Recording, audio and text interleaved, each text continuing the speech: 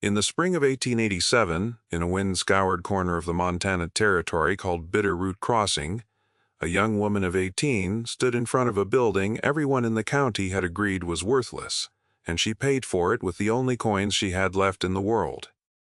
The building had burned, half its roof was gone, the front porch was a ribcage of charred posts, and the sign that had once named it had melted into the wood until no letter could be read. Men passing on the road called it the dead store, and they were not unkind when they said it, only certain. The girl who bought it was named Lottie Wren, and 3 days earlier she had been put out of her uncle's house with a carpet bag and a hand tool. She had wrapped in flannel so it would not bang against her hip as she walked. What the town did not yet know, and what she did not fully know herself, was that the cellar beneath the scorched floor had been sealed shut on purpose by a man who had reason to keep it closed, and that the air inside it had not moved in 11 years. She had not come to Bitterroot Crossing looking for a ruin. She had come because the stage went no farther, and because she had nowhere else that would take her. Yet when she saw the burned trading post standing alone at the edge of the settlement, with the mountains rising blue and cold behind it, something in her went still and attentive in the way her grandfather had taught her to be still when a thing was about to reveal itself. She did not know the building's history. She knew only that the auctioneer was selling it for back taxes, that no man in the crowd would bid on a fire trap, and that the figure she offered was so small it made the gathered men laugh out loud. The auction itself had taken less time than the boiling of an egg. A dozen men stood in the muddy yard with their hats pushed back, here to bid on a span of mules and a wagon and a parcel of fenced ground, and the burned post had been thrown in at the end of the list, the way a butcher throws gristle to a dog, a thing nobody wanted but somebody had to be made to take. The auctioneer, a heavy man named Pruitt with a voice worn rough from 100 sales, read out the description and then waited, and the waiting was a joke in itself because no hand went up. He lowered the figure, he lowered it again. He said he would take any reasonable offer on the property, and a man near the rail called out that the only reasonable offer was a box of matches to finish what the fire had started, and the crowd laughed, and Pruitt laughed with them. Then Lottie stepped forward out of the back of the gathering where no one had marked her, and she named her sum in a voice that did not waver, and the laughing stopped, for a beat, and then started again harder, because it was a girl and because the sum she named was the price of a good meal. Pruitt looked at her over the plank table. He was not a cruel man, only a tired one, and he asked her if she understood what she was bidding on, that the roof was half gone and the back wall with it. Lottie said she understood. He asked if she had the coin on her, here and now, because he was not minded to chase a girl for a debt. She set the coins on the plank, one at a time, and the sound each made was small in the morning air, and when she had set down the last of them, there was nothing left in her purse but the lining. Pruitt looked at the little stack of money, and then he looked at her face, and something in what he saw there made him stop smiling. He brought the flat of his hand down on the table, the closest thing to a gavel he had, and he said the dead store was sold. A man behind her muttered that she had bought herself a grave with a roof, and Lottie did not turn around, because she had learned that the surest way to answer a man who wants you to flinch is to give him nothing to see. Stay with me, because the thing that woman found under that floor was sealed away by someone who believed no one would ever look, and he was almost right. To understand how Lottie came to be standing in a tax auction with everything she owned in one bag, you have to understand the man who raised her and the man who threw her out. Her grandfather had been a locksmith and a builder of strong boxes in St. Louis before his hands went stiff, and when Lottie was small he had taken her into his shop and shown her that a lock was not a wall, but a conversation. A lock wanted to open, he told her. It had been made to open. A person who listened to its grain instead of fighting, it would always be let in. He had no son to teach, and a granddaughter was who he had, so he taught her the way he would have taught a boy. without softening any of it, and by the time she was 14, she could read the inside of a mechanism by feel alone. He died the winter she turned 16, and Lottie went to live with his brother, her great-uncle Harlan, a man who measured every person by what they could be made to do, and who saw in Lottie only a girl who ate at his table. For 2 years she cooked and mended and held her tongue. The hand tool her grandfather left her, a long steel pick with a handle worn smooth and dark by his grip, and then, by hers, she kept rolled in flannel under her cot, and at night she would take it out and turn it in her fingers and remember that a lock wanted to open. When Harlan arranged to marry her off to a freighter twice her age, who needed a cook for his road camp, Lottie said no. She said it once, plainly, and she did not raise her voice. Harlan put her out the next morning. He told her she would learn what her no was worth. So when the men at the auction laughed, Lottie did not flinch, because she had already heard the worst a man could say to her and survived it. She signed the paper. The clerk pushed across the plank table. She took the iron key. The auctioneer handed her a key black, with old soot, and she walked across the muddy yard to the building that was now hers, and she put her hand flat against the burned door frame the way she might lay a hand on the flank of a nervous horse. Behind her, the crowd was already breaking up, but one old man stayed. He was leaning on the rail of the feed store across the road, watching her with pale eyes set in a face like cracked saddle leather, and when she met his gaze, he did not look away. His name, she would learn, was Eli Tate, and he had lived in Bitterroot Crossing longer than the church had stood there. He remembered the trading post when its windows were whole and its shelves were full. He remembered the fire. And he remembered the man who had owned the place before it burned, though for 11 years he had kept what he remembered to himself, because remembering aloud had never once been safe. The inside of the building was worse than the outside had promised. The fire had eaten through the back wall and brought down a section of roof, and the rain of 11 springs had finished what the flames began. The counter, where a storekeeper had once weighed flour and counted coins, was a swollen black wreck. Birds had nested in the rafters that still held. The whole place smelled of wet char and rot and the particular mineral cold of a building that no living thing had warmed in a long time. Lottie stood in the middle of the ruined room and let her eyes travel slowly across every surface, and she did not see a hopeless task. She saw work. Work? She understood. She slept that first night, wrapped in her one blanket in the corner, where the floor was driest, with the steel pick laid beside her hand, and she woke before light and began. She cleared the fallen timbers one by one, dragging the burned beams out into the yard, where the dew still silvered the weeds. She swept 11 years of ash and bird leavings into a heap and carried it out in a bucket she found rusted to the floor. By the end of the first day, her palms were blistered and her dress was gray to the elbow, and the building looked, if anything, more ruined than before, because now you could see how much there was to do. Yet Lottie had learned patience from a man who could spend an hour on a single ward inside a lock, and she did not measure a day's work by how finished it looked. She measured it by what it made possible next. On the third day, sweeping the last corner of the main room, her broom caught on an iron ring set flush into the floorboards. She knelt and brushed the ash away with her fingers, and there it was, a trapdoor, its seams packed with the grime of years, and set into its edge a lock, unlike any she had seen on the building's doors. The door locks were cheap and common. This was a strong box lock, heavy and well made, the kind her grandfather would have admired, the kind a man put on a thing he truly did not want opened. Someone had locked the cellar of a trading post as if it were a bank vault. And then, by the evidence of the soot ground into every seam, that someone had let a fire burn over the top of it and walked away. She did not open it that day. She sat back on her heels and looked at the lock for a long time, the way her grandfather had taught her to look at a thing before touching it, and she let it tell her what it was. It was old. It was good. It had not been opened in years, and the people who might have opened it were gone or silent. And it had been made, like every lock ever made, to open.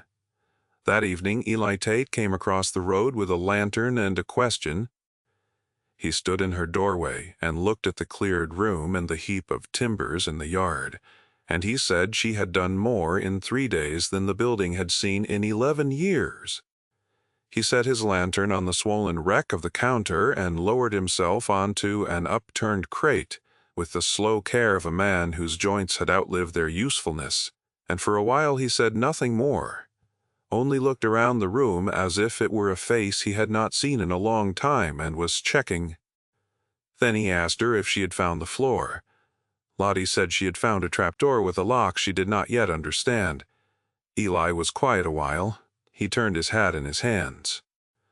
Then he told her the name of the man who had owned the post, a trader named Amos Crale, who had run the only store for 40 miles and who had also, quietly, held money for half the homesteaders in the valley, because there was no bank closer than the territorial capital and a man had to put his savings somewhere. Crale kept their money in a strongbox in his cellar, Eli said, and he gave them paper receipts, and for years it worked, because Crale was trusted and because the alternative was burying your coins in a coffee can and hoping the spring floods did not find them. Then came the hard winter of 1876, Eli said, and in the spring the trading post burned in the night, and Amos Crale was found dead in the ashes, and the strongbox, when the embers cooled, was gone. The town grieved him.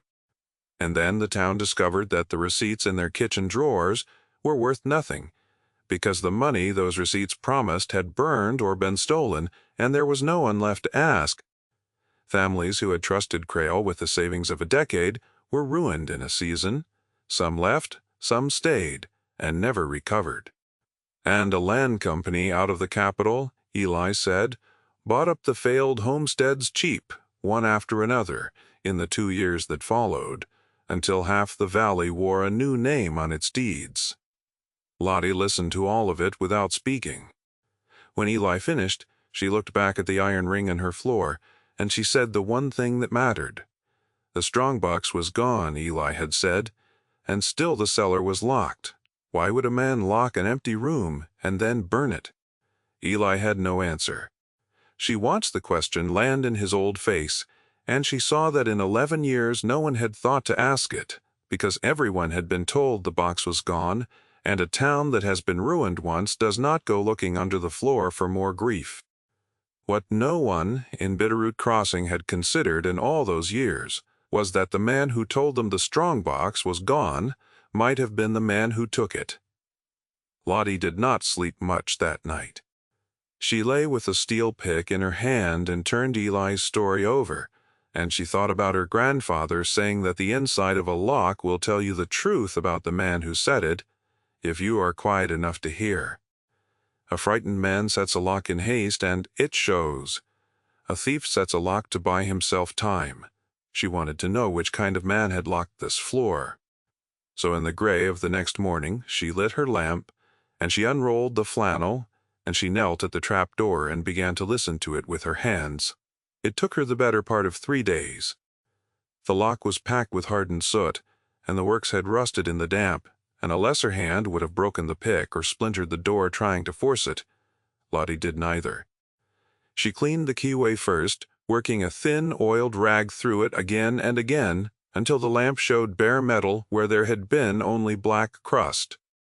She had no machine oil, so she rendered a little fat from a strip of bacon Eli had brought her and let it cool to a soft grease, and she worked that into the mechanism a touch at a time and waited between each one, because oil cannot be hurried into rusted iron any more than trust can be hurried into a frightened person.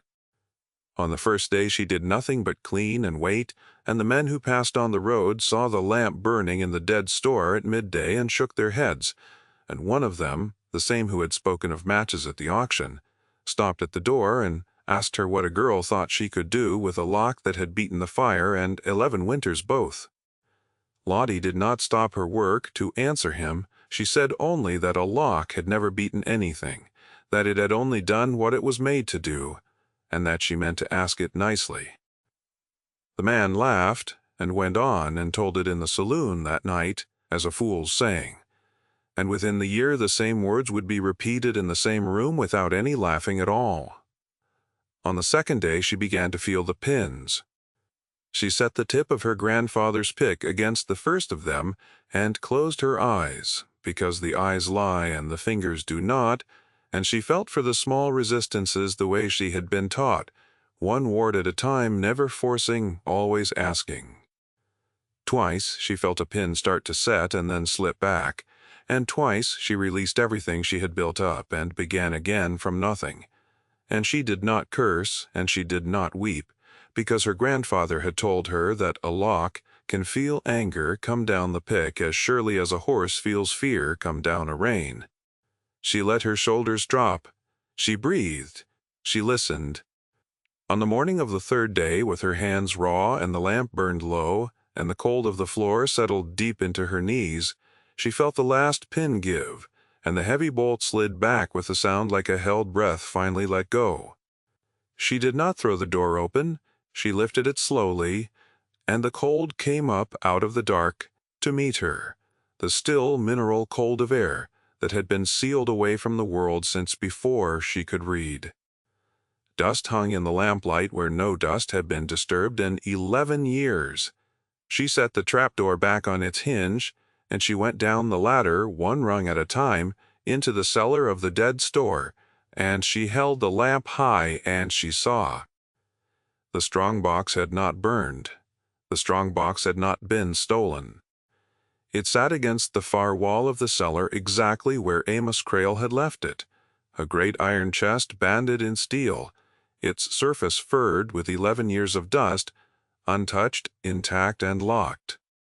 The fire had passed over the floor above, and the cellar had held its cold, and the thing the whole town had been told was gone had been 6 feet beneath their boots the entire time, waiting for a hand that knew how to ask. Lottie stood at the bottom of the ladder and did not move for a long moment. She understood, all at once and completely, what she was looking at. She was looking at the savings of a ruined valley.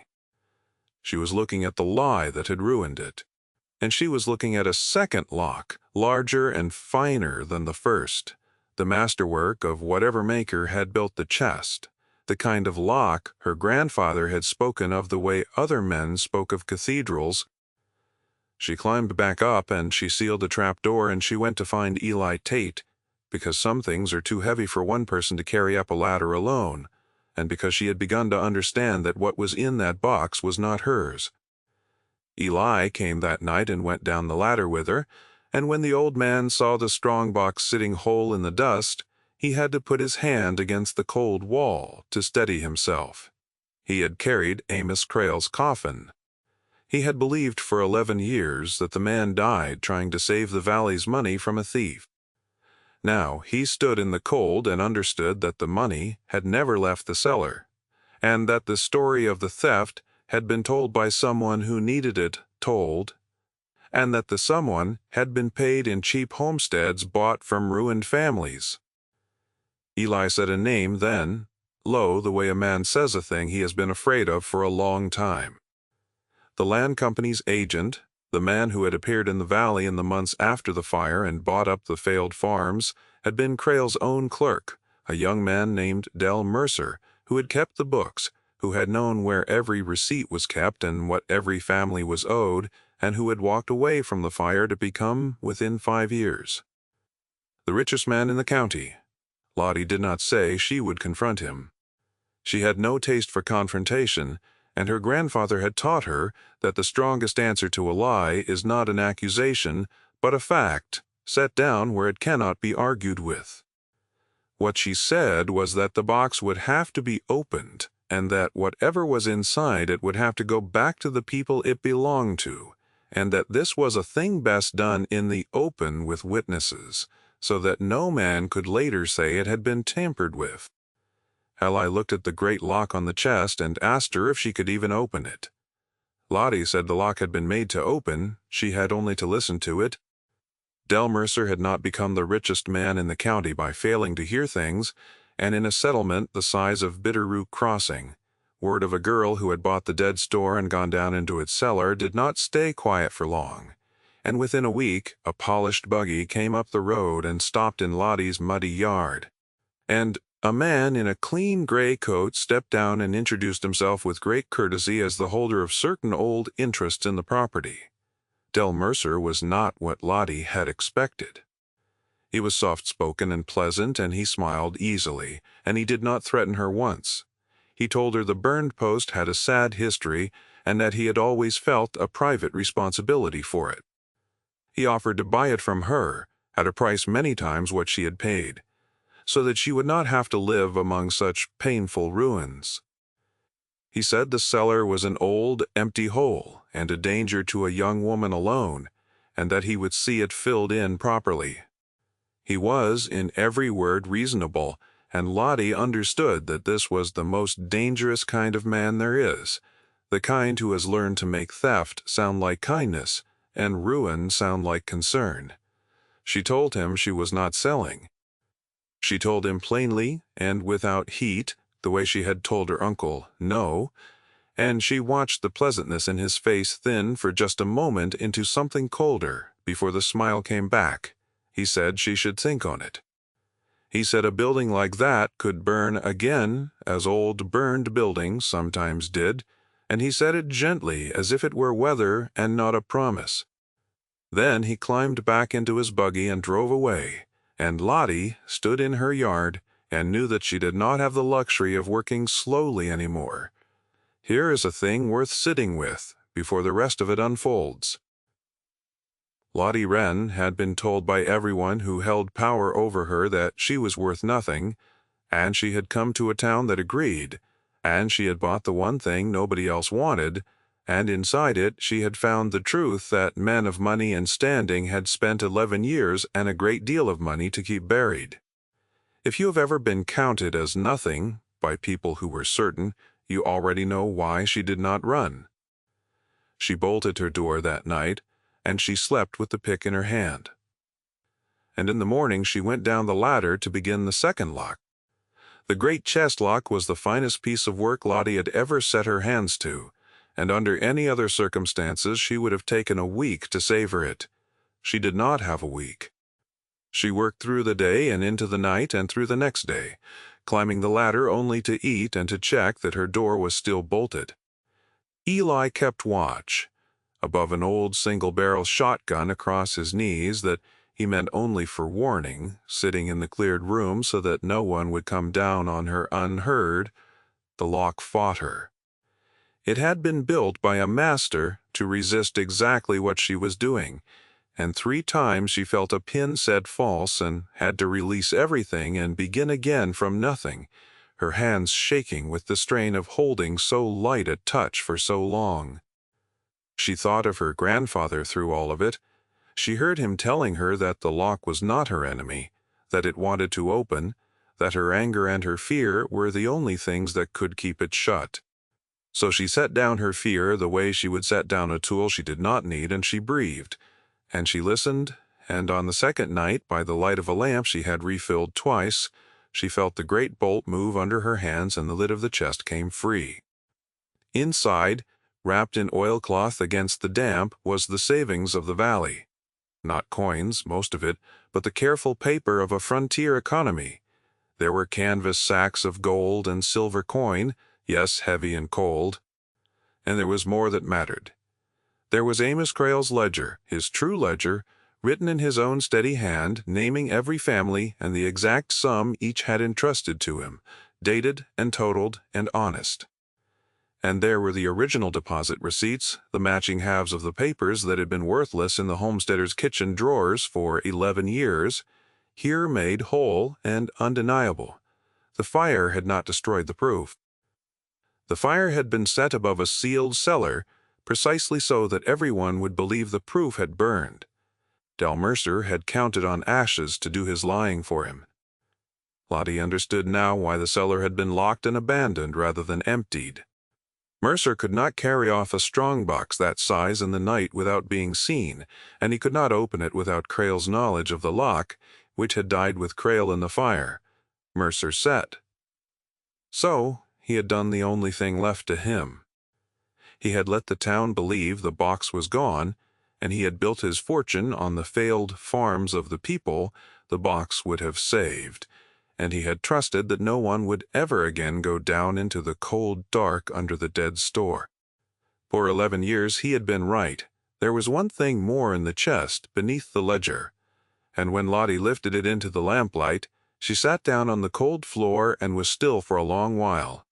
It was a second, smaller book, a journal, and in it Amos Crale had written, in the last weeks of his life, that his clerk, Del Mercer, had been altering the receipts, that money was going missing, and that he, Crale, intended to ride to the territorial capital and bring back a federal officer to examine the books. The last entry was dated the night before the fire. Crale had not died trying to save the money from a thief. Crale had died because he was a day away from naming one. Lottie did not weep, and she did not rage. She did what her grandfather had taught her to do with a thing that mattered. She made it safe, and she made it known in that order. With Eli's help, she carried the ledger and the journal and a representative sack of the coin up the ladder, and she did not hide them and she did not parade them.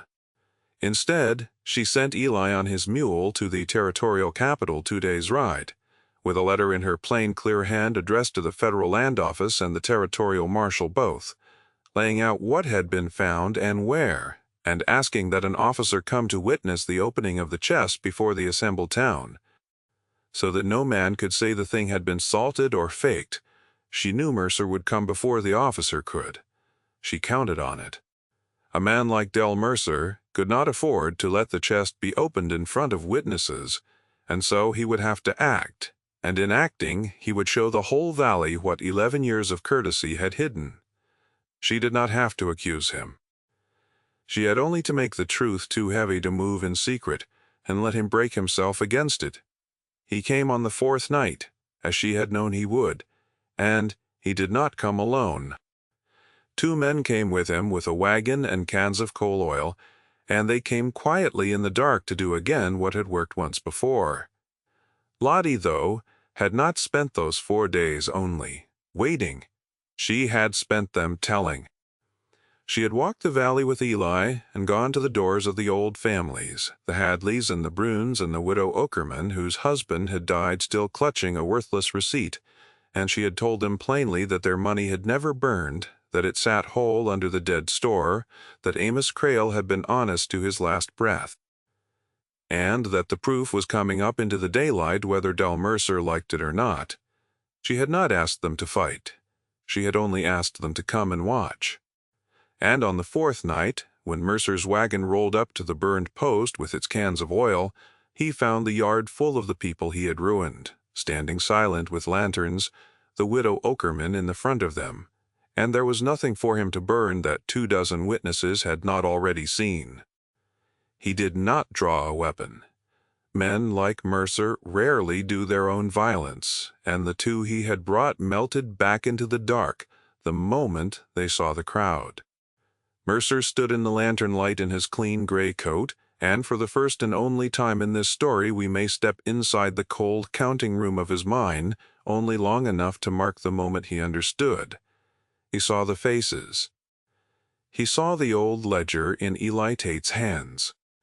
He saw the girl he had offered to buy out standing on the porch of the building he had told her could burn, and he understood that the fire he had trusted for 11 years had kept nothing from her, that the cold cellar had held it all, and that a thing he had buried was now standing in the open with 24 lanterns on it.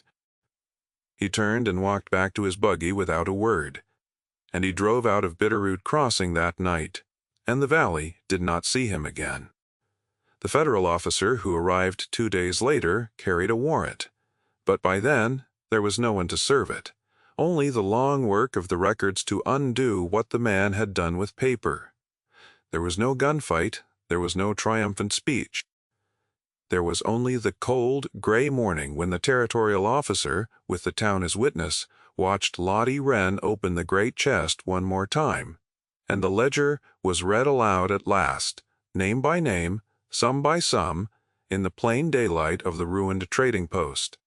The officer was a spare, gray-mustached man named Captain Boyd, sent down from the territorial capital with a clerk and a strong box of his own to carry the coin under guard. And he was the only titled authority the valley would see in the whole of it. He set Amos Crail's true ledger open on a barrelhead in the middle of the cleared room, and he read it in a flat, official voice that suited the work because the facts needed no help from feeling. He read the name of Joseph Hadley and the sum Joseph Hadley had entrusted to Crail in the autumn of 1875, and old Hadley, who had lost his quarter section to the land company and farmed another man's ground for 11 years, stood with his hat in both hands and did not trust himself to speak. He read the name of the widow Okerman's husband, Tom Okerman, dead. These 9 years still believing his savings had burned, and he read the amount beside it, and the widow Okerman pressed her knuckles to her mouth and made no sound, and Lottie crossed the room and stood beside her, not touching her, only standing. The way you stand near a person so they know the ground under them is shared. Name by name it went, the Bruins and the Hadleys, and a dozen more, each sum recorded to the dollar in Crail's honest hand. Each receipt matched to its worthless half from a kitchen drawer and made whole again on the barrelhead. It took the better part of a year and the patience of the federal court to return what could be returned and to seize from Mercer's holdings what could be seized to make up the rest, and not every family got back all they had lost. Every family got back the truth, though, which they had been denied for 11 years, and the truth, it turned out, was the thing they had grieved for most without knowing it.